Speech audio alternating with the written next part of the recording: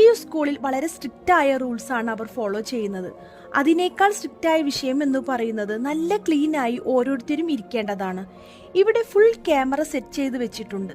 എല്ലാ ദിവസവും രാവിലെ ക്യാമറയുടെ മുന്നിൽ വന്ന് ഗ്രീൻ ലൈറ്റ് കത്തിയാൽ മുഖം കഴുകി ബ്രഷ് ചെയ്തിട്ട് വേണം അവിടെ നിന്ന് പോവാൻ. അത്രയും നീറ്റായിരിക്കണം.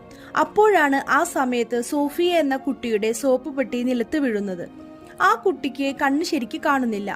ആ സോപ്പ് പെട്ടി ആ കുട്ടിക്ക് എടുക്കാൻ പറ്റാതെ കഷ്ടപ്പെടുന്നത്. ഈ സമയത്ത് നമ്മുടെ വിവിൻ, അതായത് നമ്മുടെ ഹീറോയിൻ, അവളുടെ മുഖം കഴുകിക്കൊണ്ടിരിക്കുകയായിരുന്നു. ഇത് കണ്ടതും അവൾ മുഖം കഴുകാതെ അവൾ സോഫിയയുടെ അടുത്തേക്ക് ഓടിപ്പോയി. പെട്ടെന്ന് റെഡ് അലാം അടിക്കാൻ തുടങ്ങി. അത് അടിക്കാൻ ആരംഭിച്ചതും അവിടെയുള്ള ഗാർഡ്സ് ഓടി വന്ന് വിവിനെ പിടിച്ച് വലിച്ചു കൊണ്ടുപോയി.